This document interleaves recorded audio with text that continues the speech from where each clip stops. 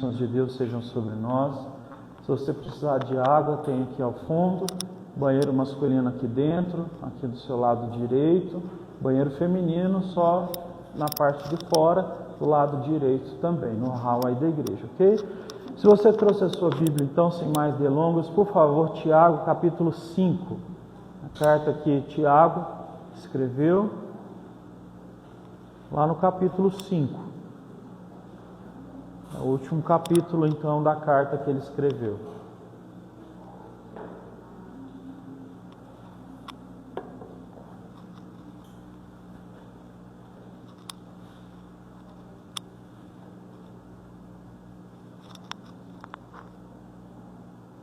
Esperar para a gente poder acompanhar. Vamos fazer a leitura. Diz assim, verso 1: Ouçam agora vocês ricos, chorem, lamentem-se por causa das desgraças que virão sobre vocês. A riqueza de vocês apodreceu e as traças corroeram as suas roupas. O ouro e a prata de vocês enferrujaram, a ferrugem deles testemunhará contra vocês e como fogo consumirá a sua carne. Vocês acumularam bens nesses últimos dias. Vejam o salário dos trabalhadores que ceifaram os seus campos e que vocês retiveram com fraude, está clamando agora contra vocês.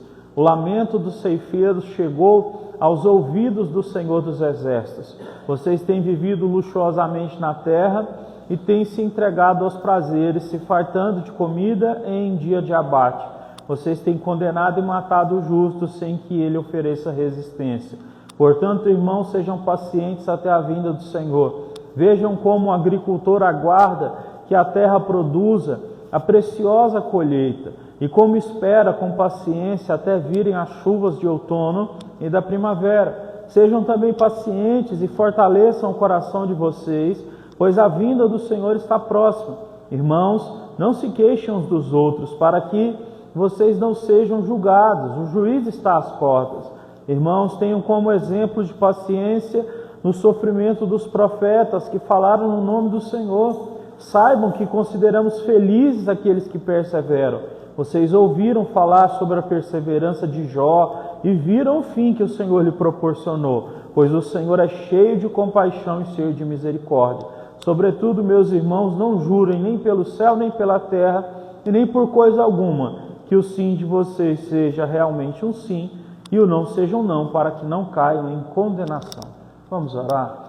Senhor, fale conosco por meio da Tua palavra, nos ensina, toca-nos pelo Espírito Santo, desce sobre nós a Tua graça. Quem somos nós para fazermos alguma coisa sem o Senhor? Eu te louvo e te agradeço pelas orações, pelos hinos que nós cantamos agora. Bendito seja o Teu nome, tudo é Teu, Senhor Deus, e nós queremos colocar tudo diante do Senhor. Nós que pedimos a Ti que a Tua vontade seja feita nas nossas vidas e na vida, Deus, dos nossos familiares e amigos, para que assim, ó Deus, o Seu melhor se cumpra sobre nós. Muito obrigado, essa é a nossa oração em nome de Jesus. Amém. Amém? Então, esse Tiago que escreveu essa carta, ele é o Tiago, irmão de Jesus. Jesus tinha irmãos de sangue, ok? Por parte de mãe, Maria, ela teve outros filhos, homens, e outras filhas, mulheres também. E a carta que Tiago escreve é uma carta muito prática, porque ele não é muito teórico no que ele fala, ele vai direto ao assunto. Então, a gente costuma chamar a carta de Tiago de Provérbios do Novo Testamento. Assim como Salomão escreve um texto muito direto em Provérbios, não tem muita teoria ali, ele está ensinando princípios para você praticar. Aqui em Tiago nós temos princípios também para serem praticados.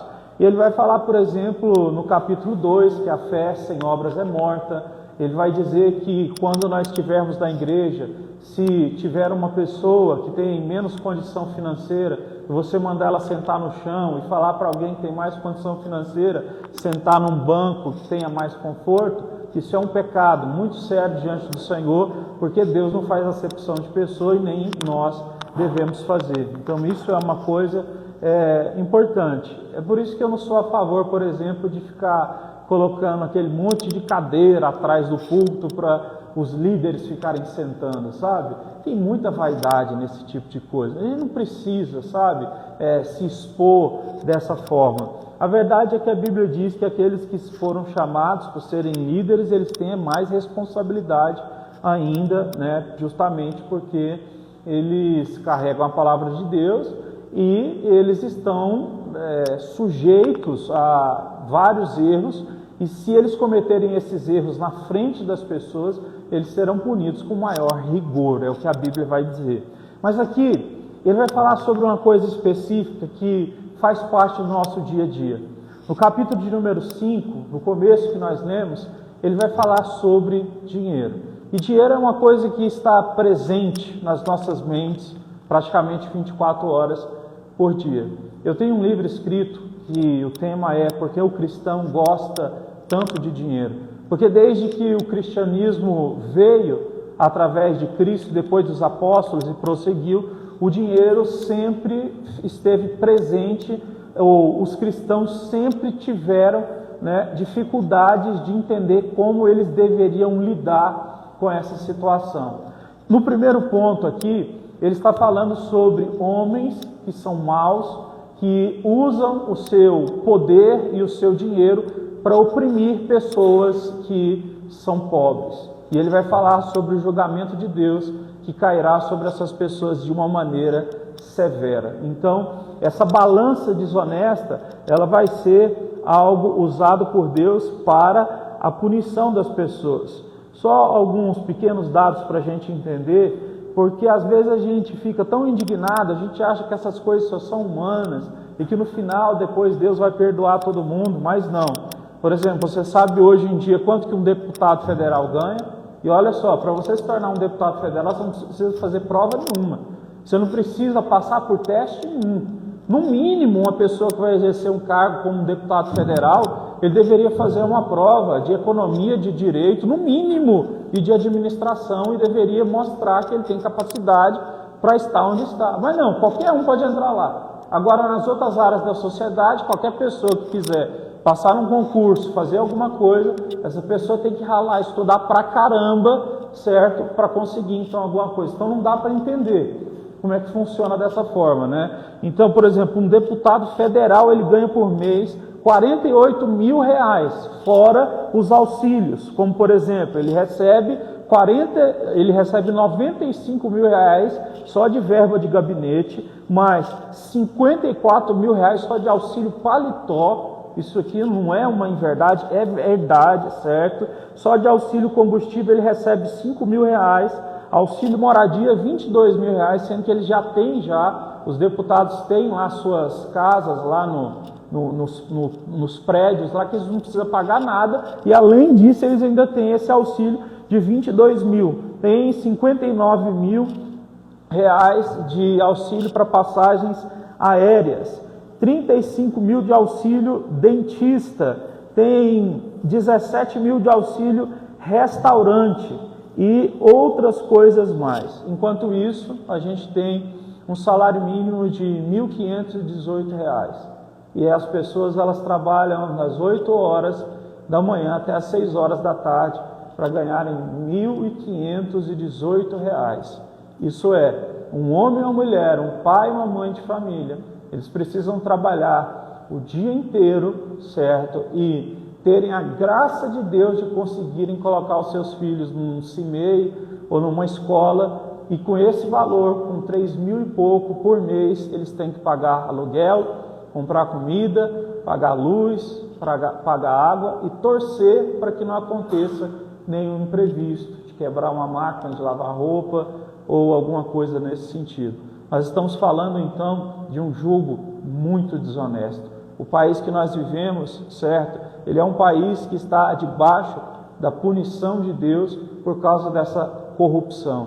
E nós sabemos então que essa corrupção, ela não está somente nesse âmbito humano, ela está também no âmbito espiritual. Então hoje eu quero trazer para você, se é possível, um pouco de alívio para te dizer que essas pessoas elas serão julgadas por Deus, como está escrito aqui, que o Senhor é julgador, certo? Ele é o vingador dos necessitados e Ele então cumprirá a sua palavra, como diz aqui no capítulo de número 5. Então, eu quero que você entenda uma coisa. Primeiro eu preciso ganhar a sua mente para depois a palavra descer para o seu coração. Você vai notar essa diferença muitas vezes nas igrejas que você pode frequentar. Deixa eu te dizer uma coisa. Sempre houve diferenças, né, em termos de doutrina entre a igreja católica e a igreja protestante. E para mim, eu não quero saber se você é protestante ou se você é católico, nem quero mexer na tradição da sua família ou nos pensamentos que você tem. Só quero te dizer uma coisa, que o catolicismo, que foi pego pelo romanismo a partir do século IV, por meio do imperador Constantino, que fingiu que se converteu, mas se converteu nada, ele foi juntar as religiões pagãs com o cristianismo, porque ele queria unir, né, o Império Romano com tudo, ele queria o poder total. E ele conseguiu fazer isso. E ele conseguiu, então, por exemplo, criar na figura de uma pessoa, né, e naquela pessoa ele colocava o nome de duas coisas. Só para a gente ter uma ideia, no Brasil nós temos as religiões africanas, que elas nasceram aqui, e, por exemplo, você sempre vai encontrar que existe um santo e dentro, por exemplo, do candomblé, aquele mesmo santo tem outro nome. Por que isso acontece? Porque na época que trouxeram os negros para serem escravizados, os padres, eles obrigavam, né, eles catequizavam por meio de força também. Então, quando os negros dobravam o joelho diante de alguma imagem, eles, então, criaram essa ideologia de essa imagem para eles representa tal, para nós vai representar, por exemplo, Oxum, para eles representa São Jorge, ok? Então, o que Constantino fez foi isso. Ele uniu as religiões, pegou figuras centrais que tinham em cada uma das religiões e abarcou tudo. Com isso, então, a ideia a respeito de dinheiro, ela foi massacrada durante pelo menos, né, 14 a 15 séculos. Sabe por quê? Porque a religião se uniu com o Estado. E se tem uma coisa que não pode acontecer a religião não pode se unir ao Estado. O Estado não pode mandar na igreja e nem a igreja manda no Estado. Existe uma separação entre essas coisas, ok? Mas isso não existiu ao longo desse percurso. E por isso que a gente teve, então, no decorrer da história, foram cristãos que viveram na miséria. Cristãos que acreditavam que qualquer coisa que eles pudessem ganhar, plantar, crescer, cuidar de animais, eles tinham que dar na igreja, certo? Para que de alguma forma a alma deles pudesse depois receber alívio no purgatório, para que eles pudessem então ajudar algum familiar que porventura estivesse sofrendo, que tinha acabado de morrer. Então, assim, a mentalidade era essa. O povo ele foi escravizado mentalmente, tá? Porque desde essa época não se ensinava as pessoas a lerem. Eles falavam em latim, eles usavam a Bíblia em latim, falavam para as pessoas e as pessoas simplesmente frequentavam as igrejas por medo do inferno, medo da morte, medo do diabo, e era assim que funcionava então a igreja no decorrer de muitos séculos. Então o cristianismo, né, ele adotou essa ideia de que a pobreza era fundamental para a salvação. Só que isso nunca foi uma coisa pregada pelas Escrituras. E aí é que entra a parte importante, que não importa se você é protestante ou não, mas quando Lutero, que era um monge e era também um padre, quando ele rompeu com o catolicismo, porque ele leu a Bíblia e ele imprimiu, ele traduziu a Bíblia para o alemão e saiu imprimindo, certo? Impresso, e aquilo ali se espalhou pela Europa, certo? E causou um alvoroço muito grande. Desde essa época, então, as pessoas começaram a mudar, porque de fato, como Jesus diz no capítulo 8, verso 32, quando você conhece a verdade começa a te libertar.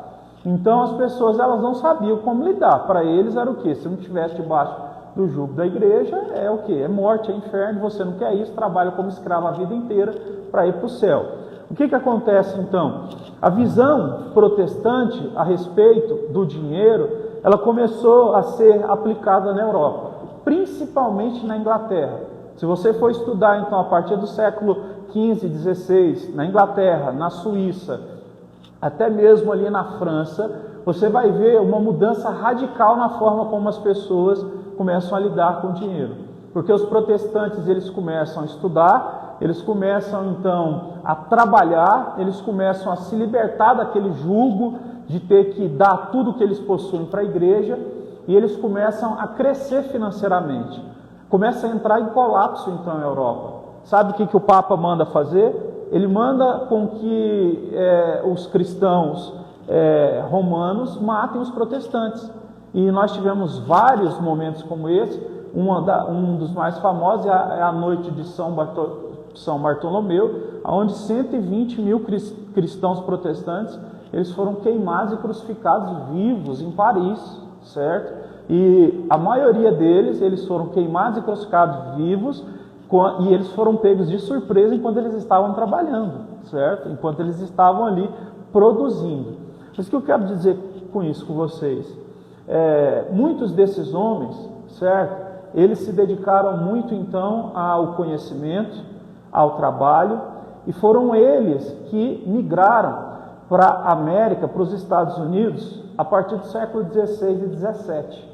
A mentalidade que se entrou, então, dentro dos Estados Unidos, século XVI e XVII, foi uma mentalidade de que nós podemos procurar prosperidade, nós podemos trabalhar e desenvolver, nós somos a favor de um mercado livre, nós queremos um país rico, nós não queremos que as pessoas fiquem atoladas numa mente fechada, nós queremos passar conhecimento para elas, nos cultos, nas universidades, nós vamos abrir. Então, aonde se abriu uma igreja, se abriu uma escola, se abriu uma faculdade, e isso começou a acontecer. Então, se você pergunta hoje por que existe uma diferença muito grande de mentalidade com relação a dinheiro, na América, nos Estados Unidos, por exemplo, com relação ao Brasil ou México, os dois maiores países ali, aqui para baixo, é porque nós fomos formados dentro de uma mentalidade escrava, franciscana, de que ter alguma coisa é sinônimo de você estar longe de Deus, porque riqueza significava que você estava sendo uma pessoa que tinha luxúria no coração ou alguma coisa nesse sentido. A Bíblia nunca diz que riqueza em si é luxúria, a Bíblia nunca diz que riqueza em si é problema, a Bíblia diz que amar a riqueza é um problema. Então é diferente. Então os cristãos que entenderam isso, levaram isso para os Estados Unidos, eles fizeram parte, certo? Eles foram influentes com relação à própria Constituição que foi feita na América. Se você estudar, por exemplo, Max Weber, que teve um papel fundamental, ele mostra a diferença de mentalidade econômica dos protestantes na América para a diferença de mentalidade dos cristãos católicos que vieram aqui para a América Central até a América do Sul. Então tem uma diferença gritante. Essa diferença gritante não aconteceu assim, porque Deus deu uma mágica e lá nos Estados Unidos o povo prospera mais e aqui a gente prospera menos. Mentalidade foi aplicada através da religião, das ideologias. Então tudo isso foi feito por quê? Porque as pessoas não abriam a Bíblia, elas não tinham esse acesso. E hoje nós temos esse acesso. Então Deus é maravilhoso por nos permitir entender que nós fomos chamados para frutificar. Então, por favor, continue crescendo, continue avançando, continue ganhando, continue pedindo para que Deus te abençoe, porque certamente quanto mais você for abençoado, mais você vai poder abençoar outras pessoas, mais você vai poder fazer pelo pobre, mais você vai poder fazer pela igreja, mais você vai poder fazer pelas missões, mais você vai poder fazer pela sua própria família. Então, até hoje, as pessoas ainda sentem um pouco de culpa com relação a essa questão do dinheiro, mas, por favor, mude essa mentalidade, porque Deus diz em Tiago, que nós acabamos de ler, que Ele vai destruir os ricos que são opressores. Então, qual é a palavra de Deus para nós? Se o Senhor te colocar em alguma posição de vantagem, nunca use ela para oprimir alguém. Nós não fomos chamados para sermos pessoas que oprimem outras que estão debaixo da nossa autoridade, da nossa chefia, daquilo que Deus nos deu como trabalho. Então, por favor, não seja opressor. É o que o Senhor está falando, né? Mas continue buscando. Quando você entende essa mentalidade que eu estou te passando agora, porque ela é bíblica, você pode começar a orar sem culpa. Senhor, me prospera. Mas faz uma coisa, muda o meu coração para que quando a prosperidade vier, para que eu não me corrompa com ela. Porque tem uma coisa que é certa. Deus, muitas vezes, Ele ainda não nos deu, porque se Ele desse agora, a gente seria destruído. Seria destruído porque o nosso coração poderia ser pego pela avareza, poderia ser pego pela luxúria, poderia ser pego por algum tipo de erro que poderia nos destruir. Algumas vezes você pode olhar para a sua vida e dizer, o problema é dinheiro, e o dinheiro não está vindo. Aí você tem que confiar. Tem uma frase de C.S. Lewis que ele diz assim, se você pede algo a Deus agora e Ele ainda não te deu, pode ter certeza que o fato dele não te dar é melhor para você, nesse momento. Então Deus sabe muito bem o que faz. Ele é sábio, Ele é soberano, é o nosso Pai, Ele não tem prazer no nosso sofrimento. Ele está cuidando de nós, é o que a palavra de Deus diz. Nós não somos órfãos, nós não somos bastardos, nós somos filhos. Deus está conosco. Então a minha oração e a sua é, Senhor, me faz prosperar com o coração que o Senhor me manda ter na Bíblia, que é o coração generoso, que é o coração que entende, eu prospero, então isso que eu prospero, eu posso fazer o bem para mim, posso fazer o bem à minha família, posso fazer o bem à igreja, posso fazer o bem aos necessitados, posso fazer o bem às missões. É como alguém escreveu e disse assim, entender que você é próspero é você compreender até que ponto você precisa de algo e você pega, retém aquilo e o resto você pode ser generoso, entende? E nada disso quer dizer que você não pode ter os seus rendimentos, a sua poupança, essas coisas. Não, nada a ver. Então, se você for estudar a mentalidade a respeito de dinheiro, quando as pessoas começarem a estudar a Bíblia e sistematizar ela, você vai ver então que o dinheiro nunca foi um problema, que as pessoas buscavam ele. Então, existe uma segunda recomendação aqui para nós, que é não guardar demais a prata, porque ela vai enferrujar, as roupas caras e coisas nesse sentido, porque todas essas coisas vão passar. E Jesus diz, a nossa vida não é medida pela quantidade de bens que nós possuímos. Então o que eu quero dizer com isso? Existe o perigo de nós começarmos a reter mais do que nós precisamos. A gente precisa pedir a Deus a sabedoria que José teve, sabe? Porque Deus falou assim, vai ter 7 anos de vacas gordas no mundo inteiro. E depois vai vir 7 anos de vacas magras. José recebeu de Deus essa revelação. E o faraó disse assim para ele, você vai cuidar do período de vacas gordas e de vacas magras. José então conseguiu deixar o povo ali do Egito próspero, na época das 7 vacas gordas, e ainda conseguiu, certo, estocar comida para o Egito inteiro e para o mundo inteiro conhecido que ia lá pegar e comprar comida. Então, você vê que há uma sabedoria de saber o que tem que ser usado, o que tem que ser mantido, o que depois vai ter que ser, às vezes pode até ser vendido, como no caso dele, era o que tinha que ser feito ali naquela época. As pessoas tinham dinheiro, mas não havia comida no mundo, veio uma seca gigantesca. Então a gente precisa tomar cuidado nessa questão de reter, porque reter as coisas não faz parte só de alguém, por exemplo, que é rico. Às vezes alguém pensa assim, tem alguém que é tão rico que essa pessoa possui 200 imóveis e ela nem lembra aonde que são esses imóveis. Nem sempre é assim que funciona. Às vezes nós podemos nem ter tanto e sermos extremamente apegados a certas coisas que na verdade nós deveríamos desapegar, certo? Estou falando de coisas simples, roupa, coisas assim, dessa forma. Eu e a Angélica assistimos um programa americano, de uma senhora que tinha 2 casas muito grandes, nos Estados Unidos, e as 2 casas cheias de lixo, empilhava lixo e tal. Por que a senhora está empilhando? Uma hora eu vou usar isso aqui, uma hora eu vou usar esses papel, outra hora eu vou usar essa bicicleta velha, uma hora eu vou usar essa bola de basquete furada. Empilhava, acumuladora, nas 2 casas. Ela tinha um marido que não aguentava mais, sabe? As filhas tentavam ajudar, não dava mais.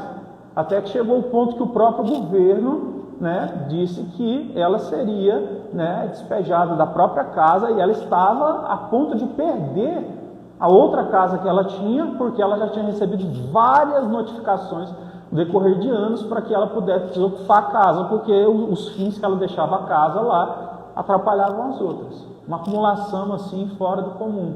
E foi muito difícil, porque lá eles mostraram nessa série, essa mulher teve que passar por uma mulher que é uma mediadora, né, entre os filhos, o marido e essa senhora. E assim, muito difícil. Mas você vê que coisas assim, que essa mulher não queria, precisar na senhora. E ela retia essas coisas. E às vezes parece que a gente não entende, mas existem certas coisas que a gente retém e que elas deveriam ser passadas para frente, sabe? Que não deveriam mais estar conosco. E essas coisas, tem muitas coisas que vão ser passadas para frente, não no fim das coisas, mas quando elas ainda estiverem prestando, tá? Porque uma coisa é você pegar um monte de roupa velha, suja, fedida e doar na igreja, e outra coisa é você, certo, fazer um limpo no seu guarda-roupa com roupas que prestam e falar, isso aqui vai servir e nós vamos passar para frente. Então, essa acumulação é uma coisa que o Senhor também não quer. E olha, por favor, escute isso. Essa questão de acumular, ela está no coração das melhores pessoas, sabia disso? Porque são pessoas extremamente responsáveis e que pensam no futuro. Só que, por um momento, elas começam a não compreender que elas estão presas demais em coisas que já deveriam ter passado. E aí, o que Deus quer entregar fica retido, justamente porque as nossas mãos estão cheias das coisas antigas e nós não podemos, então, receber as novas coisas que vêm do Senhor. Isso precisa acontecer. Você precisa o quê? Sair do nível anterior para ir para o próximo nível. Tiago, ele é bem rápido, ele está dizendo, dê dois passos à frente, que você vai estar mais perto do que é certo. Ele meio que diz isso, né? 1 mais 1 é 2. Ele vai falando isso, e é o que ele está dizendo. Então, abandone a prática da acumulação. Deus vai te abençoar muito quando você fizer isso. Quando a generosidade entrar no coração, você não sabe o tanto que Deus muda. É por isso que Jesus diz, aquele que dá, recebe uma medida calcada, sacudida e transbordante. Paulo diz, é melhor dar do que receber. Quando a gente aprende a dar, a gente entende que é um privilégio tão grande você poder dar alguma coisa para alguém, porque o fato de você dar significa que você tem. E o fato de você ter significa que você é grato a Deus por Ele estar te abençoando. Então é um privilégio que a gente precisa então ter, que é, Senhor, me dá o privilégio de poder dar. Eu faço essa oração, porque, gente, isso é maravilhoso. Você já pensou o que é você realizar o sonho de alguém? Às vezes é uma coisa que para você não é um sonho, mas para uma pessoa pode ser, sabe? Então, assim, dependendo do que você coloca na vida de alguém, você está realizando o sonho de uma pessoa. Por exemplo, às vezes você pagar um curso para uma pessoa fazer um curso que custa R$3.500, aquilo vai mudar a vida de uma pessoa. E às vezes você conhece a história, você sabe que é uma história de perseverança, e você vê aqui e fala, eu vou fazer isso. Então, assim, isso é muito importante. A gente precisa fazer uma oração que é, Senhor, me ajude a ser olheiro de Cristo. O que é ser olheiro de Cristo? É olhar para as pessoas e identificar. Ali existe um potencial. Um potencial que o quê? Ali existe um coração temente, um coração paciente, um coração perseverante, um coração que não murmura, mesmo na dificuldade. Essa pessoa precisa simplesmente de um empurrão. E eu quero ser uma mão do Senhor, então, para empurrar essas pessoas. Só para fins desse entendimento que eu estava citando, a palavra não vai demorar muito. Olha, só para você ter uma noção de como a gente vive num mundo diferente, porque eu sei que várias pessoas que aqui estão já visitaram os Estados Unidos, né? Eu conheço um rapaz que nunca tinha ido também, foi pastor, ele disse, literalmente é outra vida. Não tem como, as pessoas falam assim, é outra vida você poder morar numa casa sem muro, sabe? É outra vida você poder andar na rua com seus filhos, sabe? Então assim, é uma vida diferente. O que pode ser feito em condomínio fechado, aqui é o que se faz na rua lá, tá? Não estou dizendo que é perfeito, né? Mas o padrão vai ser esse. Só para você ter uma noção de questão de valores. Eu sei, esse carro ele não é muito comprado aqui no Brasil, porque eu acho que ele não pegou muito e também acho que ele não deve ser muito bom não, que é o Corolla Cross, sabe? Lá nos Estados Unidos ele é vendido por $25.000, novo, 2025. Sabe quanto que ele está aqui no Brasil hoje? R$170 mil, tá? Se você fosse converter esse valor para o real, ainda daria uma diferença bem grande, daria uma diferença de R$40 mil, se você for fazer a conversão nesse patamar que o dólar está, só para você entender mais ou menos. Pega um carro caro, por exemplo, um Mustang, certo? Lá custa, sabe quanto? $56 mil. Uma pessoa que trabalha, ela pode comprar um carro como esse aqui, que eu não sei nem o que é, né? É pegar um carro, um Mustang, menos de $60 mil. Sabe quanto que é um carro desse avaliado no Brasil? Quase R$600 mil. Quase R$600 mil. Nós estamos falando de uma diferença de quase R$300 mil quando você converte do dólar para o Brasil. Tudo isso acontece então pela mentalidade com relação ao dinheiro. Pois bem, a Bíblia diz que então tratar o dinheiro de forma errada traz sofrimento. Vai para a sua Bíblia aí no verso 7, porque o texto continua. E o texto continua depois do Senhor falar essas coisas, de que vai condenar essas pessoas que são más. O próprio Deus, falando através de Tiago, diz assim: portanto, meus irmãos, sejam pacientes até a vinda do Senhor. Vejam como o agricultor aguarda que a terra produza a preciosa colheita e como espera com paciência até que as chuvas de outono e da primavera venham. Sabe o que Deus diz através disso? Tenha paciência. Porque muitas vezes você vai olhar pessoas que estão fazendo errado e parece que tem uma vida melhor que a sua. Tenha paciência. Acho que foi ontem mesmo, eu cheguei na Angélica, falei assim, nossa, mas parece que eu não consigo ir alongar as coisas, esse ano parece que eu não continuei fluindo. Ela falou, por quê? Parece que eu não estou conseguindo escrever com a mesma intensidade, eu não estou conseguindo estudar com a mesma intensidade. E aí ela falou para mim, mas esse ano você lançou um livro, você acabou de terminar o livro das devocionais que você fez. Você todo dia passa atendendo as pessoas, falando com as pessoas, aconselhando, orando, lendo a Bíblia. Então como você acha que você não está fazendo nada? E aí então eu parei para pensar. Às vezes nós precisamos ter paciência. Sabe por quê? Porque uma semente, quando ela é plantada, você não vê nada acontecendo.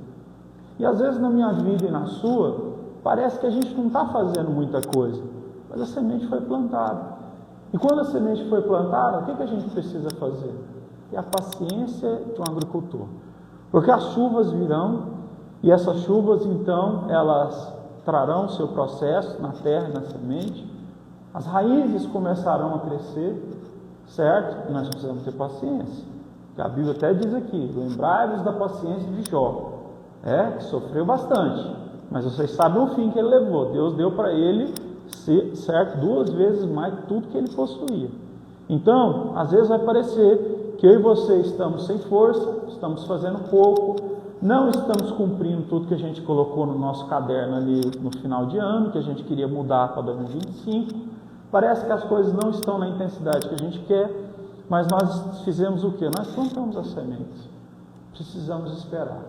Então, eu tenho uma palavra de Deus para mim e para você hoje, certo? Espere. Você tem feito o que precisa ser feito. E o Senhor, Ele trará o crescimento.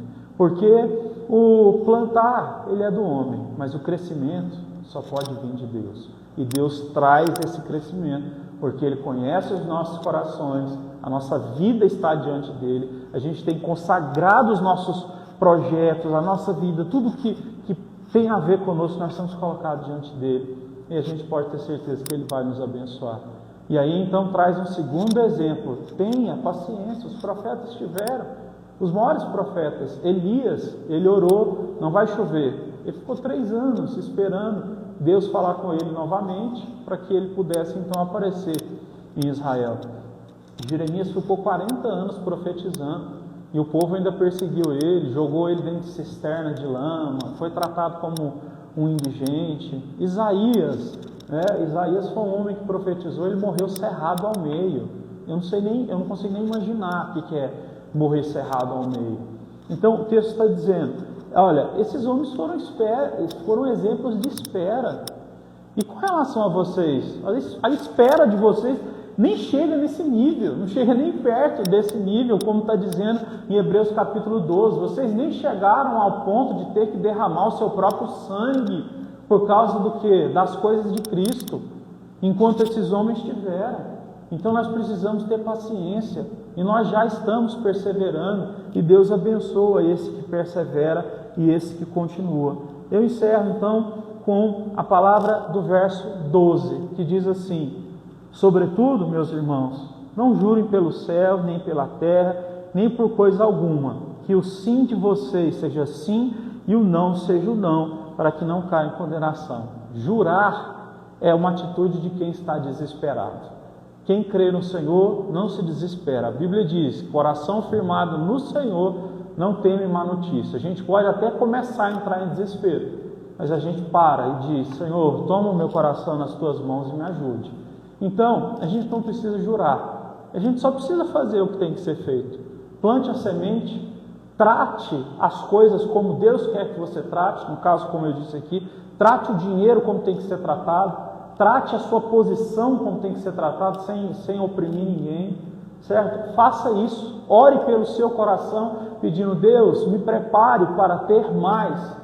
Diga ao seu Senhor: me prepare para que eu seja um abençoador, me prepare para que eu seja um olheiro de Cristo, que vai dar um empurrão que algumas pessoas precisam. Faça isso, é só isso que eu e você precisamos, porque o Deus de milagres, Ele está do nosso lado para